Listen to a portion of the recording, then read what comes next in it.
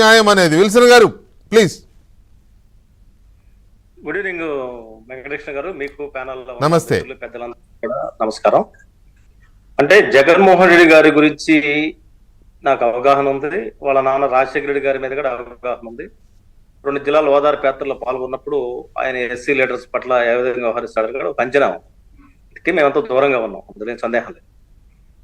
ఇక్కడ ఏంటంటే జగన్మోహన్ రెడ్డి గారు విషయంలో ఆయన దళితులకి ఏదో మేలు చేస్తారని 3 కార్పొరేషన్లు పెట్టినప్పుడు అందరూ సంబరపడ్డారు. ఎస్సీల సమస్య ఒక పరిష్కారం అయింది, ఎందుకంటే నేనే ప్రత్యేక కార్పొరేషన్ రాజశేఖర్ని అడిగిన తర్వాత నన్నే ఆయన ఎస్సీ కార్పొరేషన్ చేయమన్నాడు. నిర్విఘ్నంగా జిల్లాకు 10 కోట్లు ఇచ్చి చేసాం. మాలామాదిగా రెల్లి పేరుతో కార్పొరేషన్ డివైడ్ చేసి వాళ్ళందరినీ ఈరోజు బలిపోసలు చేసుకొని వాళ్ళందరూ రూపాయి డబ్బులు ఇవ్వకపోతే ఇదే ఎమ్మెల్యేలు, ఇదే దళిత ఎమ్మెల్యేలు, ఎంపీలు, మంత్రులు నోరు మూసుకొని మౌనంగా చేతగా దద్దమల్లాకున్నారు. ఆ రోజే వీళ్ళు ఒక సగం భౌతికంగా బతికినా మానసికంగా చనిపోయినాడు. అందుకే తిలక్ అనే కవి అంటాడు, చిన్నమ్మ వీళ్ళు మోగం ముత్యాలు, వీళ్ళ మధ్య డైనమోట్లు పేలాలి, వీళ్ళ మధ్య డైనమోలు తిరగాలి, వీళ్ళని ఆగ్రహించుకోకు అని చెప్పినాయి. అంటే ఇప్పుడు పరిస్థితి ఏంటంటే ఇప్పుడు వాళ్ళందరూ మా బ్లడ్ అలాగని చెప్పని బ్లడ్ అని ఈ బానిసల గురించి బాధపడతా కూర్చోలేము.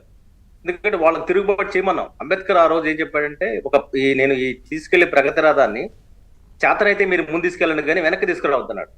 అసలు వీళ్ళకి సిగ్గు శరం లేదనేది అనేక సందర్భాల్లో అనుకున్నాము, అది ఈ రోజు ఆచరణ అయ్యేది. ఈ రోజు మాణిక్య ప్రసాద్ గారు ఆయన ఒక్కసారి నాకు సీఎంతో మాడే అవకాశం కల్పించమన్నాడు. ఇంతకంటే ఇంతకంటే బాధాకరం ఏముంది? అవమానకరం కదా. అసలు ఆయన రిజైన్ చేసి బయటకు వచ్చేసి మాట్లాడితే ఇంకా బాగుండేది నేను అనుకుంటున్నాను. మా బ్రదర్కి మంచి ఇంటలెక్చువల్, మంచి సాహితీ మీద మంచి ప్రేమ ఉన్న వ్యక్తి, అలాంటి వ్యక్తిని రెస్పెక్ట్ చేయకపోతే జగన్మోహన్ రెడ్డి గారు ఎవరిని రెస్పెక్ట్ చేస్తాడు? అదేవిధంగా అక్కడ ఉన్న వాళ్ళు, మిగతా వాళ్ళు ఈరోజు మా బాబు గారు బయటకు వచ్చారంటే వెల్ అండ్ గుడ్. నేనేమంటానంటే ఈ రియాక్షన్ మిగతా వాళ్ళు కూడా రావాలి. అంటే ఇప్పుడు జగన్మోహన్ రెడ్డి గారు మాత్రం పులివెందుల్లో బాగా చేసేసాడా? రేపు ఆయన జమ్మల మడుగు పోతాడా? మరి ఆయన జమ్మల మడుగు పోకుండా నువ్వేం పులివెందుల్లో పోటీ చేస్తావు?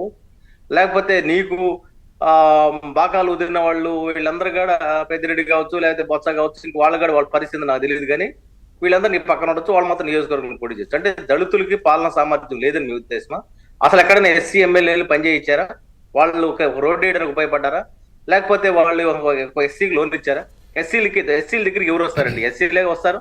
ఎస్సీలు వస్తే ఏసీకైనా ఒక ఆటోనో, టెంట్ హౌస్, కారో ఇచ్చే పరిస్థితి ఒక ఎమ్మెల్యే ఉన్నాడా? అంటే అర్థం ఏంటి? అంటే వాళ్ళు ఉన్న 5 ఏళ్లలో 2 ఏళ్ళు కరోనా పోయింది, మిగతా పని చేయకుండా చేసి ఈ రోజు వాళ్ళని మార్చడం అంటే వాళ్ళు చేతగా దద్దమ్మలనే? అంటే ఎస్సీలకి సెల్ఫ్ రెస్పెక్ట్ లేదనే? కాబట్టి ఇది చాలు జగన్మోహన్ రెడ్డి గారు ఓడించడానికి. ఏదైతే 35 నియోజకవర్గాల్లో ఎస్సీలు ఎస్టీలు ఓడించారో, ఆయన గతంలో గెలిపించారో, ఇప్పుడు తెలుగుదేశాన్ని లేకపోతే ఇతర రాజకీయ పార్టీలు ఓడించారో, ఇప్పుడు వాళ్ళ కసి తీర్చుకోవడానికి this the right platform, right time. ఎందుకంటే జగన్మోహన్ రెడ్డి గారు ఎలాంటి పరిస్థితుల్లో దళిత పక్షపాతి కాదు. వాళ్ళ నాన్నకి ఈయనకి తేడా ఉంది. ఒక్క మాట నందుకు ఉండవల్లి అరుణ్ కుమార్ని తప్పు నువ్వు మాట్లాడింది వెళ్ళి ఆ విగ్రహాన్ని పాలాభిషేకం చేయమంటే అంబేద్కర్ విగ్రహాన్ని పాలాభిషేకం చేసి క్షమించమని అడిగాడు ఆయన. రాజశేఖర రెడ్డి కొంత ఆ సైకాలజీ అది. ఇప్పుడు జగన్మోహన్ రెడ్డి గారికి వచ్చేసరికల్లా మీరు చొక్కా ఇప్పి కొడతారు, వాళ్ళ ఇంటికి పోరు, పరామర్శించరు, వాళ్ళకి ఆఖరి చచ్చిపోయేలా చేసి. ఈరోజు సుధాకర్ చనిపోయింది ఎవరి వల్ల? జగన్మోహన్ రెడ్డి గారి వల్ల కదా. ఈరోజు మాస్క్ పెట్టుకోలేదని చంపేసిన కిరణ్ చనిపోవడానికి కారణం ఆయన పాలనలో ఉండే పోలీసుల వల్ల కదా. అంటే ఈ విధంగా చూసుకుంటే ఒక ఎస్టీ మహిళ మీద ట్రాక్టర్ ఎక్కిన దగ్గర నుంచి కోతవేడు దూరంలో ఒక మహిళ పైన అత్యాచారం చేస్తే ఆయన కాపు గాయడం దగ్గర నుంచి రాజమండ్రిలో ఒక దళిత మహిళని అత్యాచారం చేసి స్టేషన్ ముందు పడేస్తే అసలు ఆ కేసు అనుపానాలు లేకుండా పోవడం దగ్గర నుంచి ప్రతి సందర్భంలో దళితుల్ని అవమానిస్తూనే ఉన్నారు.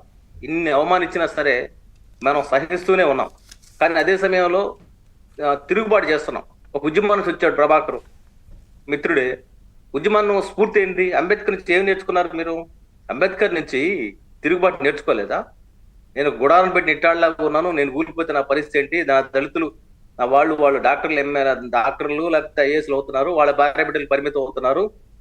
మరి నేను నిట్టాళ్ళలో కూలిపోతే నా జాతి పరిస్థితి 50 ఏళ్ల క్రితం బాధపడ్డాడు ఆయన. అన్ని సంవత్సరాల క్రితం బాధపడితే ఇప్పటికి అదే పరిస్థితులు ఉండాలా మనం? అంటే ఆర్థికంగా